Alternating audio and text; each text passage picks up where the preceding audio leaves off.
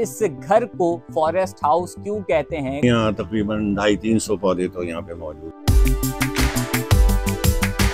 मेरा ये शौक तो बचपन से ही था। मैंने कुछ फॉरेस्ट जैसी इसको शक्ल देने की कोशिश की है। कराची में ग्रीनरी का सही तौर से ज़रूरत मेरे ख्याल में 2015 के हीट वेव के उसके बाद से ये फील हुआ कि हमें बनानी चाहिए। अगर हम इस किस्म का जंगल के बनाएं या मेंटेन करें, उससे कोशिश करें जिस हद तक भी, तो हमारी छत पे हीटिंग कम होती है। यहाँ पे परिंदे आते हैं, तितलियाँ आती हैं, बर्ड एक्टिविटीज़ होती रहती हैं। मेरे पास एक सवाजना है जो इस वक्त 14 फीट हाइट पर है। टाइम हम थोड़ी सी अपनी गार्डनिंग को दें तो आप ही की छत खूबसूरत बनेगी। ये मैंने खुद महसूस किया है कि पौधे खुद आपको अट्रैक्ट करते हैं। मैं आज कराची के एक ऐसे घर की छत पर मौजूद हूँ जो जंगल का मंजर पेश कर रही है। इतनी ग्रीनरी तो कराची में नहीं जितनी इस घर की छत पर ग्रीनरी देखने में नजर आ रही है। इस छत पर मुख्तलिफ और मुनफरिद नायाब दरख्त लगे हुए हैं, पौधे लगे हुए हैं। और ये काम मरगूब अब्बासी ने क्यों किया और इस घर को फॉरेस्ट हाउस क्यों कहते हैं, ग्रीन हाउस क्यों कहते हैं, वजह क्या है और इस घर की छत पर कितने पौधे मौजूद हैं, मजीद तफसीलात क्या है, आइए इस वीडियो में आपको बताते हैं। आप देख रहे हैं न्यू डिजिटल और मैं हूं अंजार अहमद समदानी। सर, इतनी ग्रीनरी तो कराची में देखने में नज़र नहीं आती। आपने घर की छोटी सी छत पर इतनी ग्रीनरी की हुई है, कब से कर रहे हैं? ये शौक है, जुनून है, क्या वजह बनी? मेरा ये शौक तो बचपन से ही था, लेकिन इससे पहले मैं जिस घर में मौजूद था वहाँ मैंने किया हुआ था छत के ऊपर। लेकिन जब मैं यहाँ आया तो यहाँ पर मैंने इसको दोबारा से सारा सेटअप किया और इसमें तकरीबन 3 साल लगे मुझे। ये बताएं कितने मुख्तलिफ मुनफरिद दरख्त हैं, पौधे हैं और कहाँ कितनी मेहनत की आपने इसके लिए? यहाँ के ऊपर मैंने कुछ फॉरेस्ट जैसी इसको शक्ल देने की कोशिश की है और जो जारी है। इसमें ज़ेबाइशी पौधे, आराइशी पौधे और इसके अलावा फ्लावर्स के, कुछ फ्रूट्स के और ये ऑर्गेनिक सब्जियां जो होती है ना, मैं इनको भी यहाँ पे ग्रो करता हूँ एज़ पर सीज़न। इसके अलावा यही है कि यहाँ पे बेलें भी लगाते हैं हम मुख्तलिफ़ किस्म की। तो इन सब से इसको हमने जो है ना कोशिश की है कि एक फ़ॉरेस्ट बने।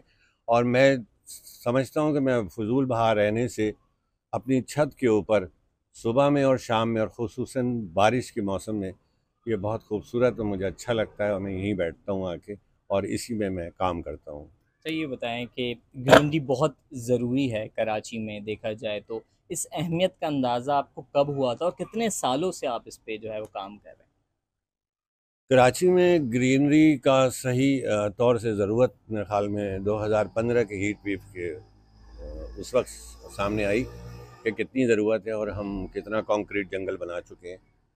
तो उसके बाद से ये फील हुआ कि हमें बनानी चाहिए। तो अब हम इस सिलसिले में मैं बाहर gardening activities, university, school, colleges में अवेयरनेस सेशन, उनके वर्कशॉप वगैरह करता हूँ, जिसका कोई मेरा वो नहीं है उसका चार्जेस। मैं उन्हें सिखाता हूँ, उनकी लोकेशन पर प्रैक्टिकल करके बताता हूँ कि वो किचन गार्डनिंग भी कर सकते हैं, वो अपने स्कूल, कॉलेज, यूनिवर्सिटीज़ को हरा भरा भी कर सकते हैं। इसी तरीके से मैंने यहाँ के ऊपर भी किचन गार्डनिंग पे काम किया और मुझे उसके बहुत अच्छे रिज़ल्ट्स मिले हैं। क्योंकि यहाँ बेसिक चीज़ें जो होती हैं हमें वो इनऑर्गेनिक बाज़ार से लेकर होती हैं, उसमें यूरिया भी होता है, उसमें केमिकल पेस्ट कंट्रोल भी होता है शामिल। तो मैं यहाँ के ऊपर इसमें टमाटर है, धनिया है, मिर्चें हैं, हरी प्याज है, पालक है, इस तरह की बहुत सी जो रोज़मरोज़ की चीज़ें होती हैं वो बड़ी आसानी से मैंने यहाँ ग्रो की और बड़े अच्छे उसके रिज़ल्ट मुझे मिले। तो इस सिलसिले में यही है कि हम अपनी छतों पे जो फजूल पड़ी होती हैं और जो करामत नहीं होती हैं और हम उस पर कचरा कूड़ा जमा करते हैं, इन्वायरमेंट को भी ख़राब करते हैं। अगर हम इस किस्म का जंगल के बनाएं या मेंटेन करें, उससे कोशिश करें जिस हद तक भी, तो हमारी छत पे हीटिंग कम होती है नीचे की फ्लोर्स के लिए। बहुत फ़र्क पड़ा बनिस्बत इसके जब ये नहीं था। इसके अलावा यहाँ पे परिंदे आते हैं, तितलियाँ आती हैं, बर्ड एक्टिविटीज़ होती रहती हैं। अच्छा, ये बताएं कि बहुत से लोग यहाँ पे, आपने बताया कि फॉरेस्ट हाउस कहते हैं इसको, ग्रीन हाउस कहते हैं। ये मेरे ख़्याल से शायद आप बहुत ही गिने चुने बंदों में होंगे जिन्होंने अपनी छत को जंगल बनाया हुआ जी, वो इसलिए है कि मैंने चारों तरफ जब ये शुरू किया था तो मेरी 2015 की जो हीट का आया था इशू, उसमें मुझे ये एहसास हुआ था कि इसको हमें ना ग्रीन करना चाहिए। तो अब ज़ाहिर है हमारे पास लैंड्स तो है नहीं, तो हम कुछ कर सकें। उसके लिए तो मैं बाहर की एक्टिविटीज़ में जाता हूँ रेगुलरली। लेकिन छत पर मुझे ख़्याल आया कि हम अपनी छत के चारों तरफ दरख्त ऐसे लगा लें गमलों के अंदर, जो हमें अच्छी एक मिनिमम मैक्सिमम जो हाइट उस दे सकते हैं वो 7-8 फीट भी है। मेरे पास एक सवाजना है जो इस वक्त 14 फीट हाइट पर है और वो है पॉट्स में। अच्छा। छत पे हम पॉट्स कल्चर में ही काम करते हैं। शहतूत है, इसके अंदर अमरूद है, और चीकू भी है। चीकू भी यहाँ मौजूद है। इसके अलावा जो एक अजवा खजूर होती है वो भी मौजूद है, अच्छा, अनार है। प्लांटेशन करना और उसका ख्याल रखना कितना फ़र्क है, या कितना टाइम देते हैं और कितना ख्याल रखते हैं? अब तो असल में मेरे पास थोड़ा वक्त होता है इसलिए मैं इस पे ज़्यादा टाइम दे देता हूँ। वरना जो है कोई नॉर्मल जो जॉब भी करते हैं या बिज़नेस भी कर रहे हैं, वो थोड़ा बहुत टाइम दो डेली, जो हम बहुत से फजूलियात में काफ़ी टाइम गुजार देते हैं अपना, जो पता नहीं चलता, लेकिन वो काफ़ी होता है। तो अगर उतना ही टाइम हम थोड़ी सी अपनी गार्डनिंग को दें तो आप ही की छत खूबसूरत बनेगी, यहाँ पे खूबसूरती आएगी, ऑक्सीजन का माहौल होगा, आपके बैठने के लिए होगा इसमें, और परिंदों की एक्टिविटीज़ होंगी। ठीक है, और ये बताएं कि आप क्या समझते हैं कि जो कराची में ज़्यादातर लोग गर्मी का रोना रोते हैं लेकिन प्लांटेशन नहीं करते, आपने घर को एक जंगल बनाया हुआ है, आपने बताया कि इससे आपके नीचे वाले फ्लोर में बहुत ही ठंडक होती है, तो क्या समझते हैं बहुत सारी ऐसी घर की छतें हैं, अपने बाहर का एरिया है, तो उस प्लांटेशन करना कितना ज़रूरी है? बिल्कुल ऐसा है कि मेरे ख्याल में 1% में मुझे अपने अतराफ़ में और मैंने वैसे भी देखा कि किस छतों के ऊपर किसी ने भी ना ये एक्टिविटीज़ नहीं की हुई हैं। गिने चुने पौधे बस बहुत लगा देते हैं। लिमिटेड हैं, तो वो भी बालकनी गैलरी वगैरह में है। और लेकिन आपके टोटल कितने यहाँ पर पौधे हैं? अराउंड मेरे ख्याल में यहाँ तकरीबन 250-300 पौधे तो यहाँ पे मौजूद होंगे इस छत पे। बाकी और भी हो सकते हैं, लेकिन छत की वेट बैलेंस वगैरह का ख्याल रखना पड़ता है, तो इसलिए अभी मैंने इतने ही रखे हैं। और ये है कि आप जब यहाँ छत पे आ जाते हैं तो फिर आपको बेहतरीन किस्म का माहौल और अच्छा ऐसा लगता है कि फिर आपको बाहर जाने का दिल नहीं करता। तो इस बिल्कुल। वक्त भी बारिश हो रही है, और बारिश में आप खुद देख सकते हैं कि यहाँ का व्यू कितना अच्छा लग रहा है। बिल्कुल ऐसा ही है। मरहूम अब्बासी साहब ने अपने घर की छत पे एक जंगल, एक ग्रीनरी की हुई है। यहाँ पर एक अलग माहौल है।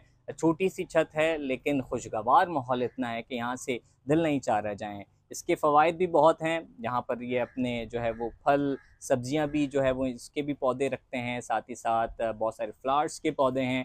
फिर उसके बाद जो इसका ख्याल भी रखते हैं, और इनकी छत पे जो पौधे हैं उस वजह से जो है इनके घर में गर्मी की शिद्दत भी काफ़ी कम होती है। छतों पे या आप अपनी बालकोनी में, टेरेस में, ग्राउंड फ्लोर, जहाँ भी आपको जगह है मौजूद, आप हॉरिजेंटल गार्डनिंग नहीं कर सकते तो आप वर्टिकल गार्डनिंग कर लें, उसमें कम जगह होती है और आराम से आप मेंटेन कर सकते हैं।